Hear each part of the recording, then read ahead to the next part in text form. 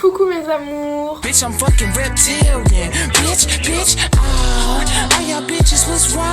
J'espère que vous allez bien. Aujourd'hui on se retrouve dans une toute nouvelle vidéo et c'est une story time. Donc vous m'avez énormément demandé de faire une vidéo dans ce style et j'ai enfin trouvé... Pardon. J'ai enfin trouvé une story time intéressante à vous raconter.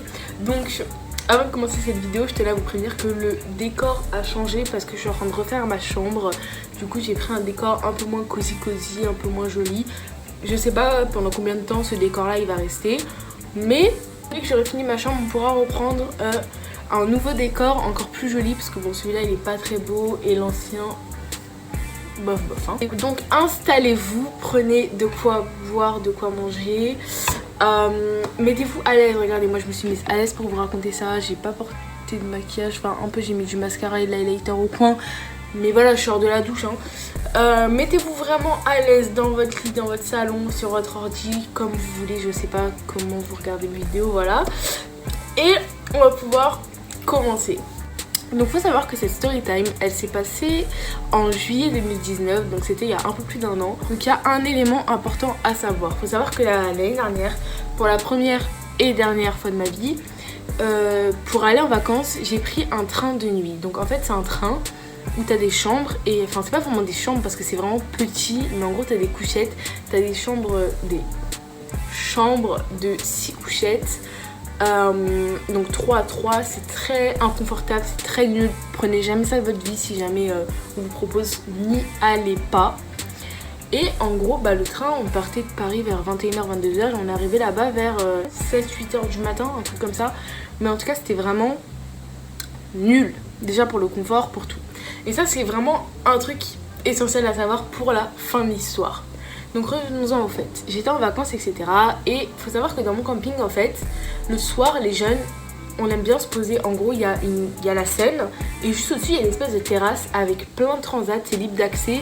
Donc on peut y aller la journée pour bronzer et le soir pour se poser, parce qu'en fait ça donne vue sur les spectacles et ça donne vue aussi sur la piscine. Et donc nous les jeunes on aimait bien aller se poser là-bas, il n'y avait pas beaucoup de monde, on rigolait entre nous etc. Et donc vient un soir, comme d'habitude, on se pose sur cette fameuse terrasse, on rigole, on parle, etc. Enfin voilà, zéro prise de tête. Et de là, il y a un monsieur, on sait pas d'où il sort, on ne sait pas ce que veut le tonton, parce que honnêtement on va pas dire ça, il était pas vieux, mais il était plus vieux que moi en tout cas, parce que moi du coup l'année dernière j'avais 14 ans. J'ai avalé la moitié de mon chewing-gum. Il a pas graissé la gorge des gens comme ça hein. Bon, on va continuer sans.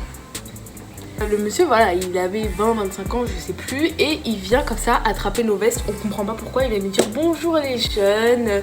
Alors moi, je suis un hypnotiseur. Est-ce que quelqu'un ici veut tenter de se faire hypnotiser? Et donc nous, on est stupide, on est bête, on n'est pas intelligent, on réfléchit pas avec nos cerveaux. Voilà, justement, jeune rime avec bêtise. Pas dans le sens propre du terme, hein, mais voilà, quand on est jeune, on aime bien faire des bêtises. Qu'est-ce qu'on se dit nous? Un hypnotiseur, mais c'est trop bien.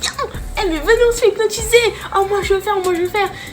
Et moi faut savoir que ma mère, elle est contre tout ça, elle aime pas. Et à chaque fois qu'il y avait des soirées hypnotiseurs au camping, dans tous les campings qu'on a fait, elle aimait pas ça et tout. Et même les hypnotiseurs des campings, ils hypnotisent pas les mineurs. Je sais pas si vous faites des campings, mais si vous connaissez un minimum, je pense que vous avez déjà dû voir qu'ils hypnotisent pas les mineurs. Donc lui il vient comme ça, nous on veut confier notre corps à un vagabond en fait, les imbéciles qu'on est. Donc on commence tous à être excités en mode waouh moi je vais faire et tout. Et moi je me suis dit vas-y, j'ai toujours voulu voir si j'étais réceptive, j'ai toujours voulu essayer. Ma mère elle a toujours été contre, mais là elle le sait pas. Donc comme je suis quelqu'un, j'adore le risque. Moi je suis quelqu'un, j'adore le risque. J'adore le risque. J'adore le risque, je me dis quoi? Allez, let's go, on va faire et tout. Je commence à dire ah moi je vais faire et tout. Mais il y avait déjà un mec qui l'avait dit, non, un mec qui l'avait dit avant moi et un autre qui l'avait dit en même temps que moi. Et j'ai laissé les deux mecs, du coup voilà, faire avant moi. Donc le premier il fait et tout, ça se passe super bien. Et voilà, hop. Après il fait le deuxième. Et le deuxième aussi ça se passe super bien. Et moi je me suis dit waouh trop bien et tout, ça va être à mon tour. Sauf qu'il faut savoir que la terrasse est fermée vers minuit. Donc à minuit ils nous disaient tous de descendre. Et nous qu'est-ce qu'on fait? on descend et du coup la moitié du public qui était là, enfin c'était que des jeunes, hein, mais voilà, ils étaient pas tous de mon groupe, presque la moitié des gens partent. Et une partie des gens de mon groupe partent. Et donc c'est à mon tour et je me retrouve au début pas seule avec l'hypnotiseur, on n'était pas beaucoup. Mais petit à petit les gens commencent à partir et je me retrouve seule avec lui.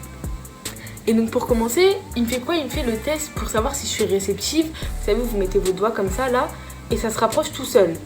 Mais c'est même pas... Les doigts ils sont super tordus.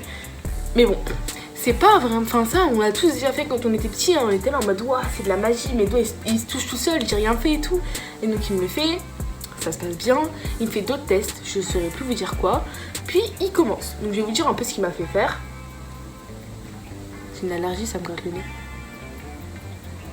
Pour commencer, qu'est-ce qu'il me fait faire? C'est un truc super simple. Enfin, il me dit qu'en gros, voilà, mes pieds seront collés au sol. Plus j'essaierai de les décoller, plus ils resteront collés. Et quand il me dira un nom de fruit, je pourrai décoller mes pieds. Je crois que c'était pomme ou banane, je sais plus. Et bref, mes pieds sont collés au sol. Il me fait le truc là en mode ouais, tu dors pas, tu te réveilles, voilà, nan. Et je vois, j'arrive plus à décoller mes pieds. Genre, je me sentais comme attirée. Et plus j'essayais de décoller, plus ils étaient collés. C'est super bizarre. C'est vraiment mental en fait. Ah oui, et au début, il m'avait expliqué, il m'avait dit qu'en gros, j'étais totalement maîtresse de mon corps et que si jamais il y avait un truc qui voulait me faire faire et que je voulais pas le faire, bah je le ferais pas. Enfin, ça se passe, enfin, il y aurait pas l'effet hypnotisage en gros. Hypnotisant. Il y aurait pas l'effet hypnotisant. Je sais plus, bref. Et donc, moi j'étais rassurée parce que je me dis en gros s'il veut me faire un truc, il veut me faire un truc bizarre, bah vas-y, moi je sais que mentalement parlant je voudrais pas le faire, donc mon corps il va pas agir. J'étais confiante. Après voilà, donc il me fait et tout, mes pieds restent collés, après il me dit le mot magique, mon pied se décolle, il me fait d'autres trucs et à un moment, mais il fait un truc en mode c'est quoi? Ah oui, genre voilà, tu t'appelles Maïmouna, ok, et en gros tu vas te donner un nouveau prénom. Genre là, j'étais en train de dormir et tout, il me fait ouais, tu vas te donner un nouveau prénom et tout. Bam, j'ouvre les yeux, il me dit tu t'appelles comment? Je crois que j'avais dit Shaima.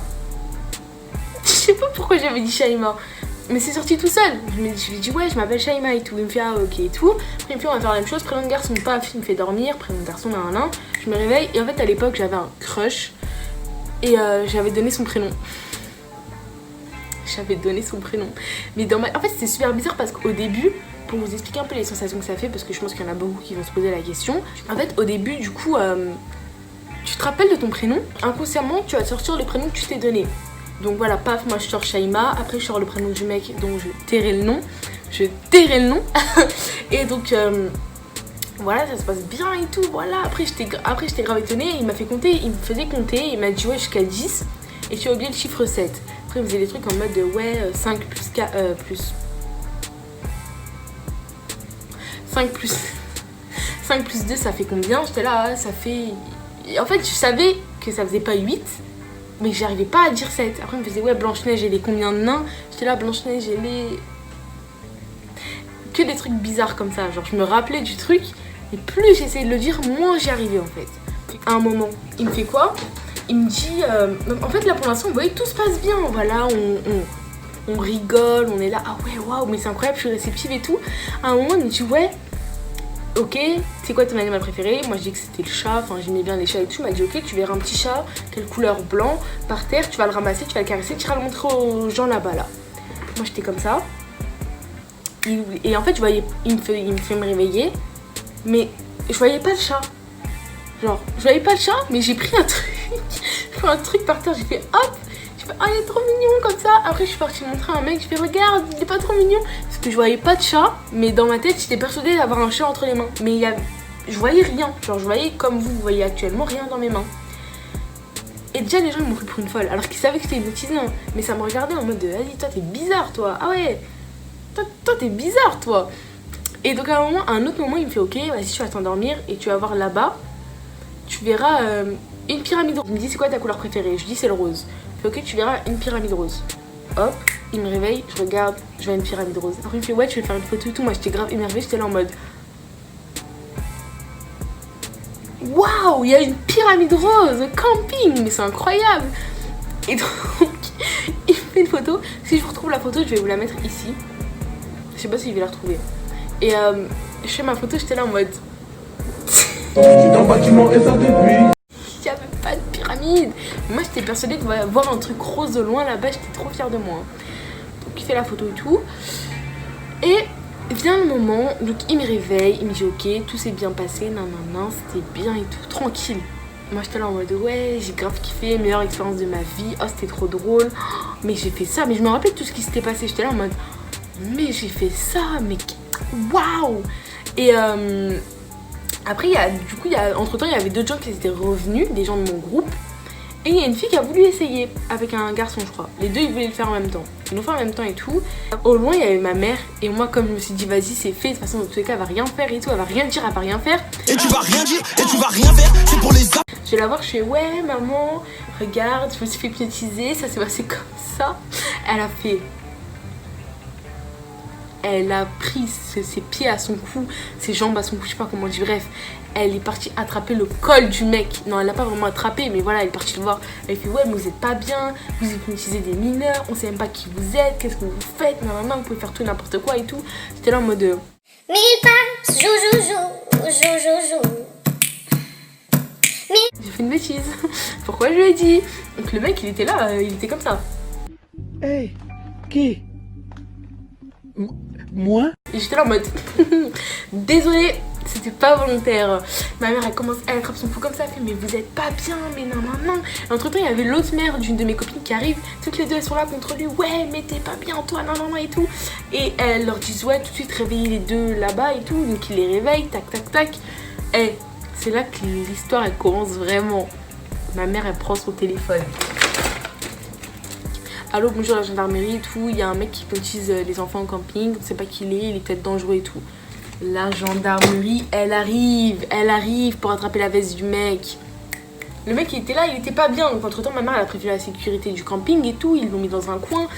Moi j'étais là en mode, tout ça pour ça. Mais en vrai c'est totalement compréhensible, même si là on pourrait dire qu'elle est partie trop loin. C'est l'instinct maternel, tu vois que ta fille elle se fait hypnotiser par un mec, tu sais pas comment ça se passe l'hypnose, c'est potentiellement dangereux, tu sais pas ce qui peut se passer. Le mec il peut attraper mon col, il peut me violer, il peut faire n'importe quoi, tu vois. Donc ma mère, instinct maternel tout de suite, elle a voulu me protéger et sur ça je lui en veux pas. Et personne ne devrait lui en vouloir parce que c'est totalement normal en soi. Et ce que le mec a fait, c'est pas normal. Tu viens pas attraper le col de mineurs en leur disant venez je vous hypnotise, sachant que on sait pas ce qui peut se passer. Donc de là, la gendarmerie ils arrivent et tout, ils commencent à interroger le mec, ils interrogent ma mère, ils m'interrogent, ils me demandent ce qui s'est passé et tout. Je leur raconte, hein, comme je vous ai raconté à vous, entre guillemets. Les autres qui se sont fait hypnotiser leur racontent. Moi je me sentais coupable en fait sur le coup parce que je me suis dit bah en vrai elle a rien fait de mal, mais je me rendais pas compte du danger que ça pouvait avoir, vraiment du risque que ça pouvait présenter envers moi parce que moi je le connaissais pas. Je me suis dit trop cool l'hypnose et tout, j'adore les bêtises, j'adore le risque, mais en soit c'est bien beau d'adorer le risque mais attention à moi quand même quoi. Et donc je me rendais pas compte des dangers, j'étais là un peu en mode ah j'ai fait une bêtise, j'aurais pas dû dire à ma mère et tout, le pauvre et tout. Les jours passent, il y avait des rumeurs comme quoi il avait été viré du camping, mais pourtant on voyait toujours les parents du mec parce qu'il était venu avec ses parents, alors que bon bah il était quand même assez âgé. Mais il y avait un truc assez bizarre quand même, et quand j'y repense, enfin là je viens d'y repenser, c'est qu'avant qu'ils viennent nous hypnotiser, enfin qu'ils viennent attraper nos vestes pour nous hypnotiser, on l'avait jamais vu avant dans le camping, on savait pas qui il était, avec qui il était et tout, et donc là on a découvert qu'il était avec ses parents, etc. Et donc il y avait beaucoup de rumeurs comme quoi il avait été viré, etc. Mais alors, comme quoi il avait été viré alors que bah non, il n'a pas été viré en fait. C'est juste que du coup il restait dans son mobil-home pour éviter tout ce qui était regard et tout. Et je crois, mais je suis pas sûre, mais que la sécurité ils lui ont dit clairement bah reste dans ton mobil-home, viens pas à l'encontre des jeunes, reste chez toi, viens pas chercher de fight quoi. Et donc c'est quelques jours avant mon départ cette histoire hein. Donc les jours avancent, les derniers jours qui restent, bah là j'en profite, ça n'avait pas vraiment marqué sur le coup. Je profite, je suis là en mode non. Ma mère, elle m'avait expliqué, elle m'a dit clairement que c'était dangereux, que j'avais fait n'importe quoi sur le coup. J'étais là en mode d'accord. Et le jour du départ est là. Donc clairement voilà, je prends mes bagages, on fait nos bagages, on commence à partir, on se dirige à la gare. Et comme je vous ai raconté au début, on prenait le même train qu'à l'aller. En contact avec des gens que tu connais pas, il y a énormément de monde dans le train. T'es pas rassuré de base en fait. On arrive à la gare et tout, et je tourne ma tête. Je vois un homme que j'ai l'impression d'avoir déjà vu. Je retourne ma tête, histoire d'être sûre. Je retourne ma tête une troisième fois parce que je me dis c'est pas possible, mes yeux me jouent des tours. C'était l'hypnotiseur. Je me suis dit bon, parce que oui du coup je savais qu'il habitait pas à Paris, qu'il habitait dans le nord. Je me dis bon, nice. Je regarde comme ça en mode j'espère qu'il va dans mon train, tu vois, parce que en soit moi je vais à Paris, il va pas à Paris. Comment vous dire que au moment où on doit aller sur le quai de notre train, je retourne ma tête. Je vois l'homme avec sa famille, je me dis mais pourquoi faire? Tu prends mon train? Et après je me suis rendu compte qu'en fait du coup il prenait le train pour Paris et à Paris il faisait une correspondance. Et donc là déjà j'étais pas bien, j'étais vraiment pas bien. Et donc je voulais pas le dire à ma mère. Et d'ailleurs je sais pas si je lui ai dit. J'arrive pas à me rappeler si je lui ai dit ou pas que l'hypnotiseur était dans le même train que moi. But j'étais pas bien. Non mais vraiment why, what do you want? J'étais pas bien. Et donc le trajet se passe, entre guillemets, enfin la nuit se passe, voilà, on arrive à Paris. Il m'est rien arrivé, heureusement, je l'ai pas revu. Heureusement. Sur le coup ça a été comme du stress. Je me suis dit mais imaginez, je vais aux toilettes et tout, il vient attraper ma veste, il me remet en état d'hypnose, il fait ce qu'il veut avec moi. J'étais vraiment pas rassurée du tout. Mais le trajet s'est bien passé, je l'ai pas recroisé ni à la gare à Paris ni dans le train la nuit. Donc ça va. S'il y a bien une morale à retenir de tout ça, c'est ne faites pas le même genre de bêtises que moi, à vouloir vous dire oh la bringue et tout. Je fais des trucs, des expériences que je ne connais pas, j'adore le risque. Hop, on va aller se faire hypnotiser par autrui, on va aller faire je sais pas quoi avec autrui. Faites attention à vous, prenez vraiment soin de vous, faites vraiment attention avec qui vous traînez. Et les trucs que vous faites, soyez sûr que ce soit pas dangereux pour vous. Parce que moi je me suis pas renseignée, je me suis dit oh yes et tout. Je me suis même pas posé la question de mais si tous les vrais hypnotiseurs là ils veulent pas hypnotiser les mineurs, pourquoi un vagabond comme ça il veut m'hypnotiser moi alors que je suis mineure? Enfin nous hypnotiser parce qu'au final voilà quoi. Sur le coup j'ai pas réalisé et là maintenant que je réalise je me dis mais ouais en fait c'est pour ça que la jeunesse rime vraiment avec bêtises. Tu vois pourquoi j'ai voulu autant me baigner dans le risque, parce qu'il aurait vraiment pu m'arriver quelque chose de grave, quelque chose de regrettable. Et voilà, ça a mal tourné avec la gendarmerie. Le mec il aurait pu vraiment mal réagir, là il a pas vraiment mal réagi, enfin je me rappelle plus de ce qui s'est passé sur le coup. Parce que mon cerveau il a trié ce genre d'informations, il les a jetées pour pas que je me rappelle. Mais vraiment heureusement qu'il ait rien arrivé de mauvais, etc. Parce que sinon je me serais vraiment retrouvée très très mal. Pardon. Donc voilà, c'est la fin de cette story time. J'espère vraiment qu'elle vous aura plu. Pour moi ça a été un plaisir de vous la raconter. Ça n'a pas été un plaisir à vivre, clairement pas du tout même. Mais voilà. Si cette vidéo vous a plu, n'hésitez pas à lâcher un like, un petit commentaire pour réagir à cette histoire quoi. Et un abonnement si jamais vous trouvez que je suis une meuf cool. Voilà, je vous fais de gros bisous et on se retrouve mercredi prochain pour une prochaine vidéo.